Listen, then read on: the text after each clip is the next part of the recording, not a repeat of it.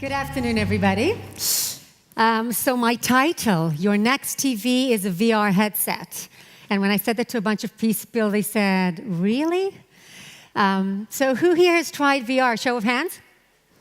Okay, so at this point, everybody's tried VR at least once. And the purpose of the talk today isn't to say that tomorrow we'll all be chucking out our TVs and just doing VR all the time, but it is to explain why the day is coming closer and closer. Just two sentences about Inception. Who are we? We have an end consumer app, so any one of you can download the Inception VR app on your phone, on your Samsung Gear, on Google Daydream, or on the high-end devices like HTC Vive, Oculus Rift, etc. And what we do, our aim is to be the entertainment VR channel for consumers. However, we also develop VR technology. VR is a very highly technical industry, and if you want to create great content, you need to have great technology, and we do that as well. And what we're also doing right now is we're also creating content. We are distributing creators. We have a creators network, and we distribute, basically, we curate and distribute third-party creators on our platform, but we also create some of our own. And I just have a list here of some examples of these is just some of the content that you can find right now on our app. So no more plug-in for Inception, but now rather let's talk a little bit about VR and why we do think it is going to go more and more mainstream. Everybody's been saying, oh, VR has been disappointing. We thought it would be, the numbers would be much higher. It hasn't lived up to its hype. And that's all true. It has not lived up to its hype. However, for all those people who think that we can just say, okay, so it's not going to happen, take a look at this chart up here. 2007 was the year the iPhone launched. 10 years ago, we all saw the 10-year celebration recently. This is how many devices they sold, 6.2 million. 2016, we sold 6.3 million VR devices. So again, in comparison, just to say that it's not to say that VR is huge right now, but it's to say that it can still get huge. And what does it take? Why do we think it will become more and more mainstream? We have to look at some characteristics.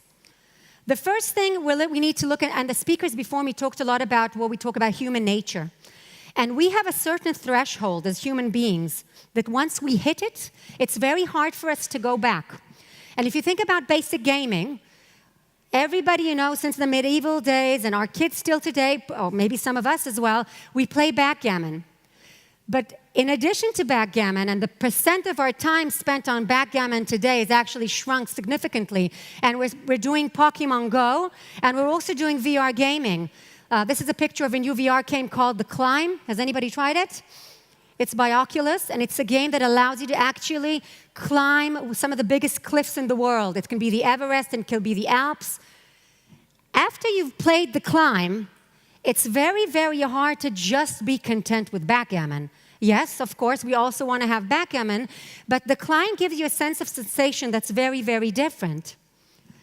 Similarly, the sense of excitement is very different.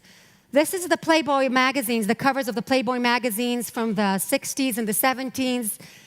Very innocent, and this used to be enough. People saw a Playboy cover, it was like this, and it used to be enough to excite people. We all know that today, this wouldn't come close to a Playboy magazine. We recently did a piece, a VR piece. This is what's running here in the background. With the son of Hugh Hefner. It's a family-appropriate piece. They were selling the Playboy Mansion, and they wanted to tell people what was it like to be inside the Playboy Mansion. So we did a VR 360 piece with the son telling all the stories. Now, this is casual entertainment, but if you think about somebody watching this actually going into the Playboy Mansion, is it then enough to then, after you've been inside, to just go and either read about it in a magazine or just see it in 2D? So our claim is that in anything that you do, the sense of excitement is increasing. And let's look at, this is a piece that we did for the Dali Museum in Spain, in Figueres. There's one of the biggest Dali museums. That's where he actually lived, Salvador Dali. It's a fantastic museum. And we actually went there and we entered some of his pictures. If we can play the video on this one, please.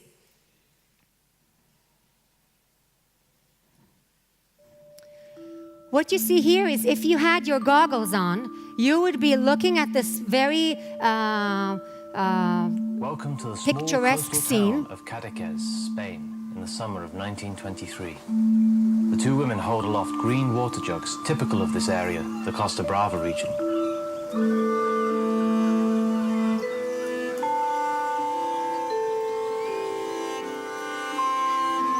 Cadaqués is a place Dali often visited during the summer holidays of his childhood, along with his younger sister, Ana Maria, and his parents. So once you've gone into a Dali picture, is it now fulfilling enough to just see a Dali picture hanging on the wall? So to some of us, maybe yes, to some of us, maybe no, but the more and more art we consume in VR, our expectations levels are increasing. So in order for VR to actually go mainstream, we need to actually have more and more experiences that are casual, that are not the big, everybody, when you're reading the news, they're talking about these big hyper games, or it's like it's a Luna Park, or you're standing on a cliff and you're gonna jump down. But if you're gonna actually get VR mainstream, you need the everyday entertainment to go VR. You need the basic stuff that you do every day. You go back home, you see the news, maybe you watch some art, you do some entertainment. We call it bonfires, not fireworks. The fireworks, that's happening already today, right? The bonfires, not so much. What's gonna cause you, when you're tired, you spend a whole day at the conference, you wanna go home, and you wanna relax, instead of turning on the television or going to the web, what's gonna make you put your goggles on? Well, it's all about the type of content that you have there.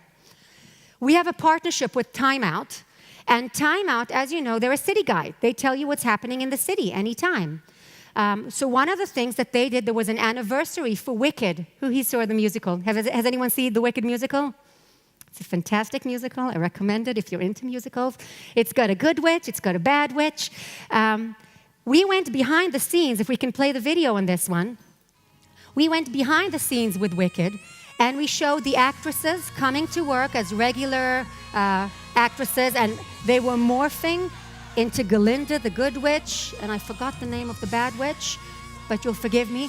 But you see all of this behind the scenes in VR. Now, this is an article that you would have been happy to see on TV or read on the newspaper. Similarly, Tel Aviv just had Tel Aviv, if we can play the video. Tel Aviv just had Pride Parade Day. Well, not all of us could have gone to Tel Aviv, but if we want to see what it was like, do we actually want to be there on the street, in the Pride Parade, dancing on the trucks and in the streets, feeling the heat? You can read about it, you can watch it in TV, or you can actually go there. And this is one of the pieces that are in a partnership from Time Out Tel Aviv. Another aspect is about temporary art exhibitions. We went to the Roundhouse in London. They were featuring a very famous artist called Ron Arad. And he had, if we can play the video, he was projecting a piece. He took 5,000 silicon rods, and he was projecting on them different kind of art forms. It's a very special, the Roundhouse, it's a round exhibit to those of you who weren't there. This was a temporary exhibition. It's not there anymore. But we immortalized it on VR. So if anybody wants to see the exhibition now, well, it's available, and it will always be available on the Inception app. So again, this is another type of thing that you can do in this new era of VR.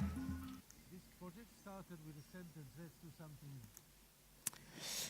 The next thing about VR, if it's going to go really mainstream, if it's going to stop being a niche and it's going to go mainstream, it's this concept called transmedia. Transmedia means that we don't think that each individual form of media stands by itself, and there's actually a relationship. And you see a lot of this interconnection between web and TV and print. Well, VR is part of this. Mr. Robot, the TV series, John, to another VR application, actually did a VR feature to promote the TV series. Kong, the movie. Before they actually released the new Kong movie, what they had was they were putting in the cinemas the Kong VR experience. So they're trying to enrich the overall 2D experience with a 3D experience. Another form of looking at 2D is looking how you can morph 2D and VR. If we can play the video, For those of you who've been in Times Square, there's a very iconic picture of the kiss. At the end of World War II, after the Japanese defeat, there was this very famous picture. Well, today, if you go to Times Square, and if you put your goggles on, you can look and look around you, and you can see Times Square today with the picture and see how it relates to what was the history, how it is it today. So again, all of these things are forms of casual entertainment that we think could be accelerating VR. The next thing, if you want VR to go mainstream, you need to follow the money, as in any industry, right? And the money right now in VR comes from brands. And the brands have started to all venture very, very carefully into VR. They're all mostly experimenting, but many of these guys have started to do VR experiences, and it can take two shapes and forms. One is branded content, where they're doing kind of VR content which is sponsored by, it's subtly in there, and the other is straight out VR commercials. Our belief is that the more this actually takes on, the more it can help fuel the industry and get more content. Maybe one or two examples. This is again from Time Out Tel Aviv. Grey Goose Vodka did an experience in Tel Aviv. They opened, there was a museum, an art exhibit all around innovation. They were the sponsored. They did a really nice, I think it was a 5-minute VR exhibit sponsored by Grey Goose. And you see that you've got the Grey Goose bottles, subtle brand placements. The more we see of this, the more we see the brands coming in. And the second example, if we can play the video here, this is by HP, Hewlett-Packard. And they were creating, was more of an internal, trying to show their sales force and their people what HP is about and how they're going beyond the 2D to the 3D world. So you can see that this is more a straight-out commercial. Most of us probably wouldn't watch it because most of us try to avoid commercials unless it was a prequel or something like that. However, the Grey Goose experience, which is more of a branded content, brand placement, we expect to see much more of. The last point I want to make here is around interactivity. In the digital age, and the younger the people are, the more so, you don't do one thing at one time. Most of you are watching me. Actually, you're not. You're listening to me, but you're also playing with your phone. And actually, funnily enough, most of you can actually divide that attention span, which is fantastic. My daughter can do 4 things at once. So interactivity is actually becoming a prerequisite to keep people engaged.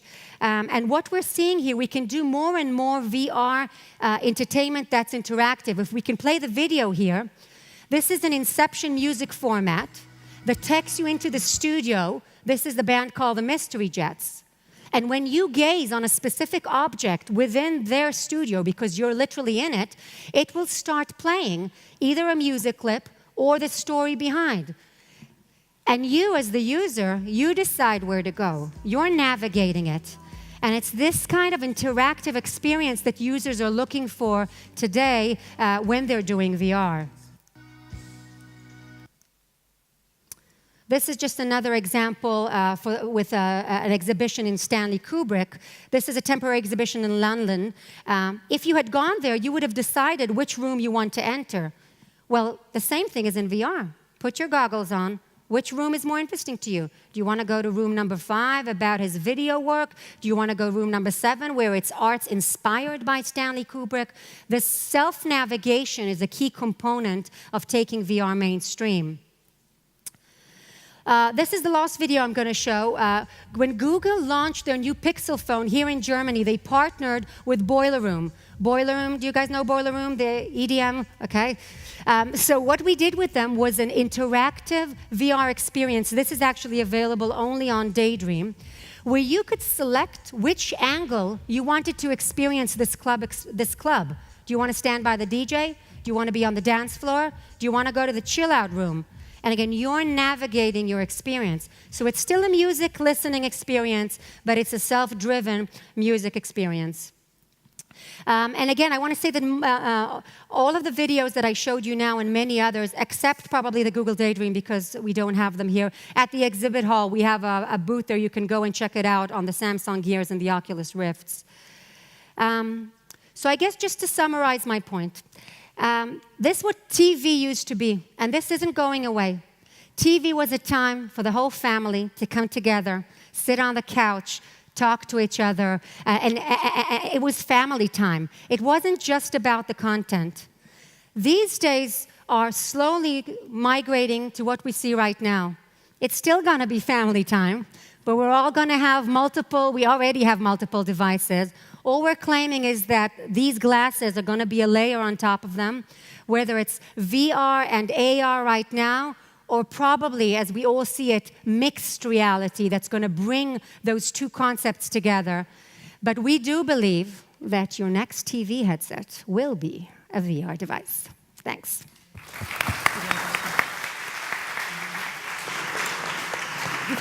We could do 2 questions if you want. Sure. We have time for 2 questions, so please catch. Hello. Hi, great talk. I have a question about the length of the experiences, because so far it's basically micro experiences that we can check out in 2-3 minutes tops. What's going to happen when we try to do longer experiences? Because I tried it myself with a video game that we put together, and after 5 minutes we're puking. You're right. And it didn't work. So it's a great question. In order for the experiences to get longer, 2 things have to happen. One, the hardware's got to get better. And it's getting better. Microsoft is launching Microsoft MR at the end of September. Apple's going to come out. Each iteration that's coming out is better, and the better the hardware, the better the experience, the more you can keep it on. The second thing that's got to get better is the directing. People were mistakenly thinking that VR is exactly the same as 2D, that you just stick a 360 camera and everything else stays the same. It doesn't. You need to direct it very different. Movement has to be slower. You need to understand what makes people nauseous. So I think this year was a lot about experimentation. As we see more and more better directing and better equipment, the duration will get longer. It's already getting more and more. It used to be just 5 minutes. It's now 10 and 12. I've seen a 20-minute movie, which was great, but it's not at 1.5 hours yet. It's going to get there.